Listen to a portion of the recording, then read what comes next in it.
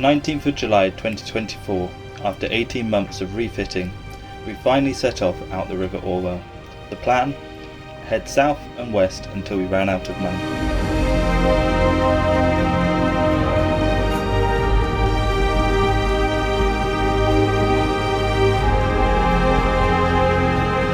As we left the river, we waved goodbye to the familiar sight of the cranes at Felixstowe docks.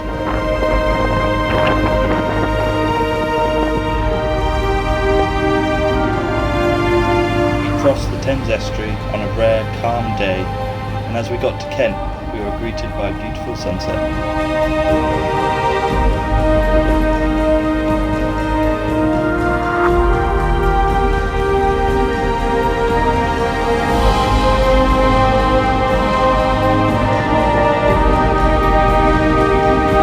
We've got border force to the left, fireworks to the right.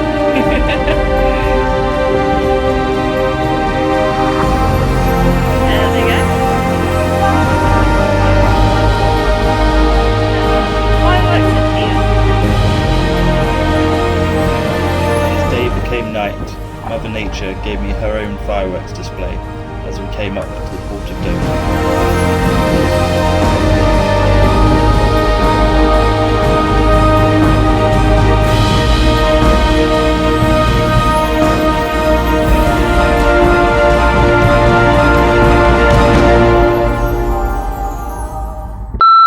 So this is where it all started going wrong.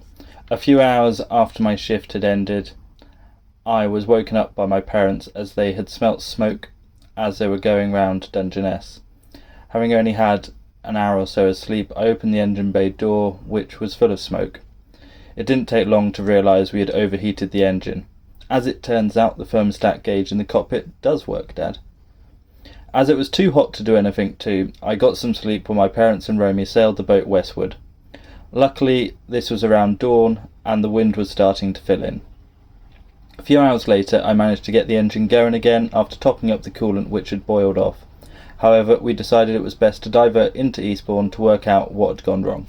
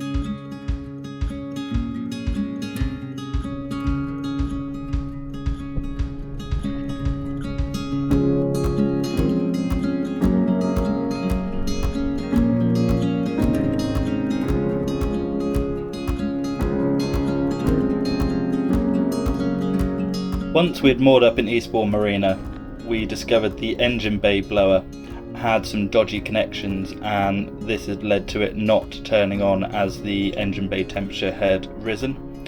Unfortunately, by the time we had fixed this, some weather had come in, and my parents, who had been hitching a lift with us back to Brixham where they had sailed their boat early in the season, had to get a train back to their boat Silmaril, leaving me and Romy by ourselves.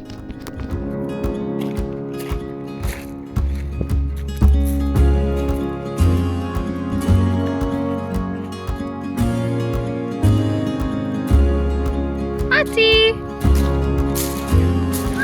Come here! Come here, baby! Come on! Come on! Oh. Come here! Come here! Good girl!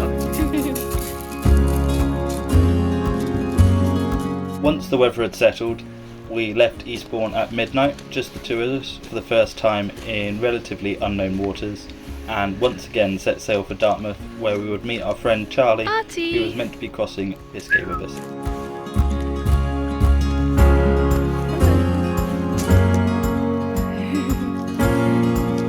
Yeah, enjoy it while you can.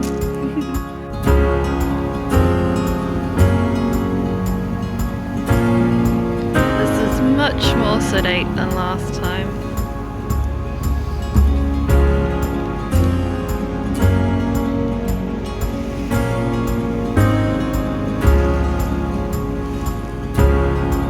We had a relatively quiet first night and a lovely sunrise the next morning. We made good progress during the day, heading down towards the Solent and underneath the Isle of Wight. However, at some point during the evening, the engine bay blower once again broke. This led to, once again, the engine overheating. So we're in Studland Bay, near Poole. We had to drop anchor here about 3 AM last night. It's about 10:30 now because our engine keeps overheating and the blower for the room that keeps it cool is broken. And yeah, it's been a lot. The wind and the tide are not with us. Firm westerlies. We're trying to get to the west. Studland Bay is, I'm sure, would be delightful. Got old Harry in the background, but weather's a bit naff. Although we are having a load of RNLI lifeboat exercises happening behind us, which is kind of neat. The progress getting west has been slow, but I think we're going to try and make it around to Portland this afternoon, evening, and go from there because we don't want to do Portland Bill at the wrong time because that's equally as nasty. Such is life.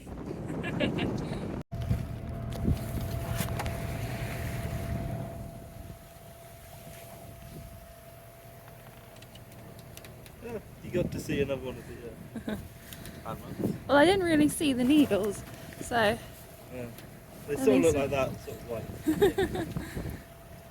At least the cloud cleared as we were leaving. What do you think, Artie?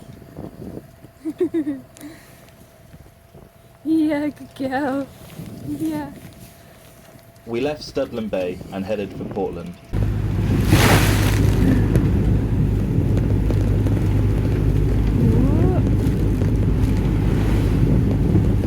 We were sailing in around 20 to 25 knots and big waves, but with the tide behind us we were hitting over 10 knots. Yeah. Would that ease our tilting or would that make it, yeah? As we arrived in Portland we were in high spirits and ready for a rest.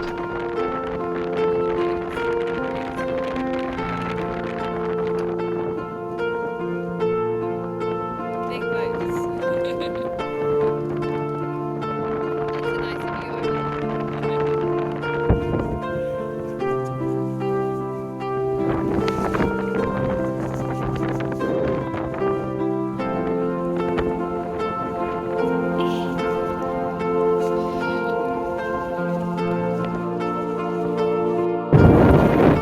Is she standing up there because she likes it, or is she standing up there like, get me off this boat?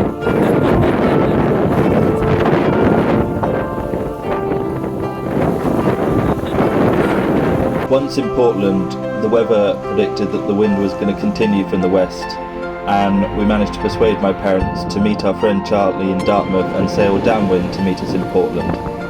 As there was a weather window forming to cross the bay, we didn't think we'd have time to get any further west before this window would close.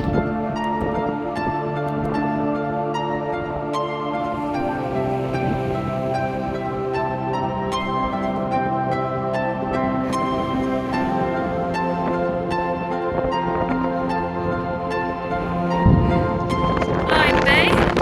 Over there somewhere is Dartmouth. Around this. And over here. That massive mast is a catamaran and we are just behind it. You might be able to see our flag. So this is Portland Castle. This was built in the 1500s by Henry VIII to protect against invasions from the French and the Spanish.